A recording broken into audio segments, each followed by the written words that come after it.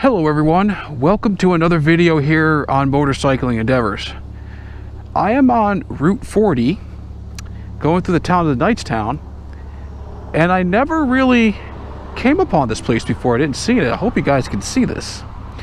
This is a class of 57, had its dreams. It's got some classic cars in here. You go around the side here. I didn't even know this place existed, to be honest with you. This is pretty neat. It's got like old style stuff. Oh, look at that. There's a Bel Air. Man, look at this. This is nice. New Lisbon, class of 1957. Wow, that is pretty neat. You can see my motorcycle off in the distance there. Oh, they got Coca-Cola memorabilia in here too. Oh, this is really neat. Wow, I might have to stop here when this place is open. If it's legitimately open or a business, I don't know. Or this could just be someone's collection. I don't know, but this is really nice. You got all these classic cars here. This is really nice. Elvis Presley Boulevard. See, this is the great thing about motorcycling. Sometimes you come across places that are of interest, and you know, I'm not much of a car guy, but I do like the old style of cars that they have here. Wow, this is pretty cool. Pretty neat. Class of 57. It's a Star Chief there. Man, this is pretty neat. I wonder if they're open. I could just go in and take a look. I mean, it's Sunday now, but got model cars in there. Wow, look at that A&W thing. I mean, they got this displayed really nice in here. This is amazing. I hope this really came out nice. So you guys can see this. But these are some of the really nice and interesting places that you find when you start motorcycling. It's just that you just say, I didn't know this was here before. And frankly, honestly, I passed by this several times going through Knightstown. I didn't even know it was here, and I'm just like, oh my goodness. I just stopped at the gas station there. Maybe it's because this is the first time I actually paid attention. But wow, oh, that is nice. If you're in Indiana and you're into classic cars and you want to come see one, there's, like I said, there's a Bel Air that's over there. This is really nice. Like I said, I'm gonna come here to see one time to see if they're open, but I don't think so. I think this might be just someone's collection of 57 cars, because I don't see any business desks or anything like that, but they definitely do take care of it, no doubt. Beautiful. Very nice.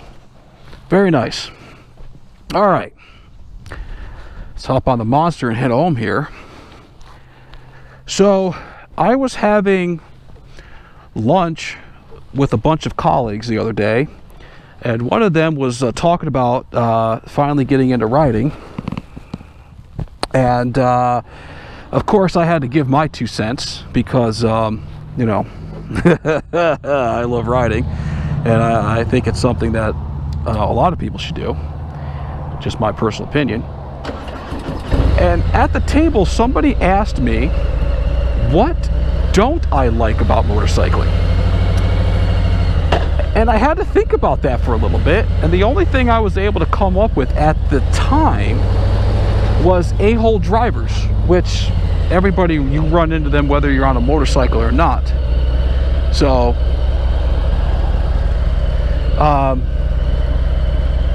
yeah, so a-hole drivers.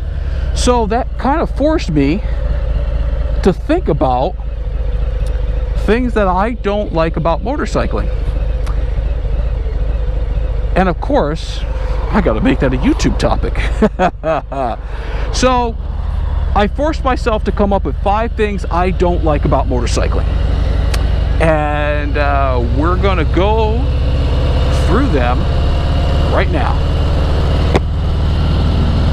Okay, so number 5. I can't have it all. What does that mean? Well, that means that I legitimately can't have it all.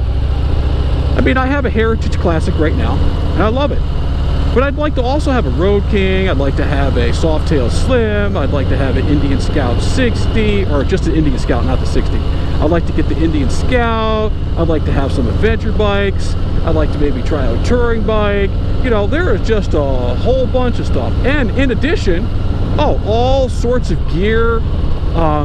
Certainly I would have like many different helmets and jackets and pants and all that stuff. I would have a nice big glass garage and set up displays and just have my motorcycles there, and I'd love to have it all. And motorcycling is fantastic because you know, the more you read articles and manufacturers come out with newer motorcycles and better gear and better styles and all that good stuff, you want it all. But like everybody else, you know, there's a budget. So that's the one thing. I want it all, but I know I can't have it all. So it's about being content with what you have. It's a little nitpicky, I know, but yeah, it is. I can't have it all. Number 4. If you live in Indiana, well, I know I've seen it in New Jersey and other states as well. But going on right now, you will see signs for fresh oil, loose stone. So basically, number 4 is abrupt changes in road conditions. And when you see these signs, you figure that, oh, okay, you know, fresh oil, loose stone is ahead. And maybe you have a half mile or so to maybe bail out and take a different course. But no, sometimes it's just usually about 100 feet ahead. And let me tell you, fresh oil, loose stone is like probably driving on greased goose shit. I mean, I'm sure if you've ridden long enough, you probably ran into that. I know I've ran into it a couple times myself, but it sucks. You're just driving, you're riding along, you're just like, oh yeah, this is great, you know, you're nice out. Next thing you know, you see the sign, you go, oh shit. The next thing you know, it's like you're on it, and it's just like, and you just feel it move underneath you, and you're slowing down, and the cars behind you want to zip by you at hundreds of miles an hour, and you know, it's just, you know, oh, it sucks. So, or also when they're tearing up the road and they took off that 2-inch layer of asphalt and they just left it exposed for a little bit, and it's just, you know, it's all that oil and stuff, and it gets a little slick. Yeah, when you see stuff like that, you have you know, and abrupt changes in road conditions. I hate that, because it's just you went from just a just kind of a good and wide, it's awareness, you know, loose gravel, you know, no center line ahead. That's coming. I think they're starting that next week. I don't think it's right now. So yeah, I hate the abrupt changes in road conditions and constructions where you don't have an opportunity to bail out, and now you're riding on a surface that you really need to be careful on and mindful of, because you know you're not on 4 wheels, you're on 2, and you know, one slip this way or one slip that way, it could be ugly. So unsafe road conditions. So not unsafe road conditions, unexpected changes in road conditions that can lead to an unsafe environment. Number 3, negative Nellys and Nathans.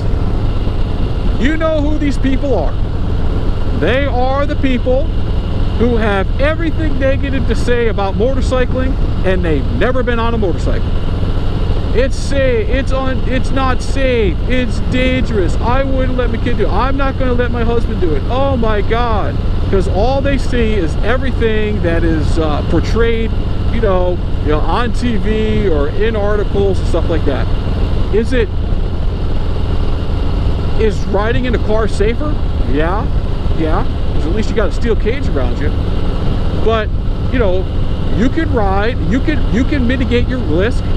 Motorcycle safety foundation course, wearing gear, defensive driving. I mean, you can do things, but you know, And also that goes with the negative Nellys and Nathans is also the stereotyping as well. You know, I say I drive a Harley Davidson. Oh, where's your scruffy beard? Are you the type that rides in holy jeans and a t-shirt and sneakers and, you know, weaving out? No, I'm not. That's not me. You know, the same stereotype of sport bike riders. Oh, okay, you're one of those guys who zips down the highway at 95 miles an hour wearing just t-shirts and sneakers and a wife beater or shorts and you know, just wreaking havoc. No, I mean, the stereotyping that goes on from these negative Nellys and Nathans thinking that everything is unsafe is terrible.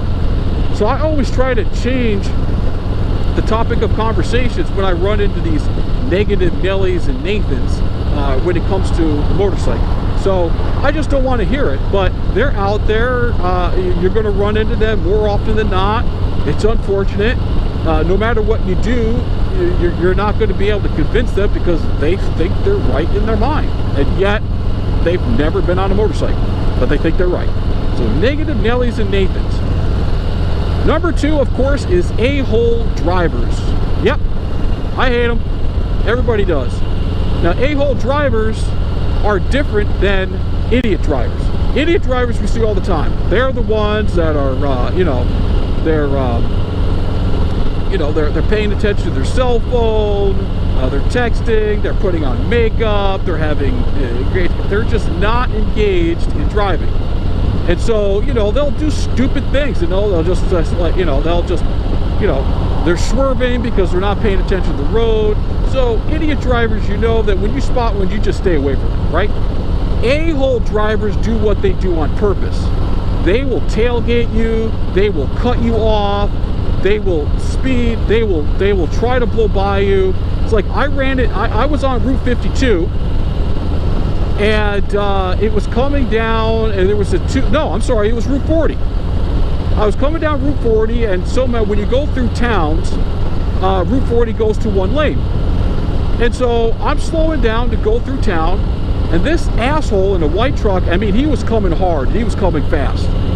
And so I move over to the left lane because the right lane ends, and I'm starting to go through down. I slow down to 30 miles an hour, and this guy blows by me on the right-hand side and speeds up to the light and stops.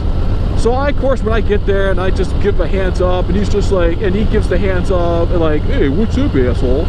I'm just like, those dudes, those people, you just got to stay away from them. I mean, they just have no regard for anybody on the road. A-hole drivers.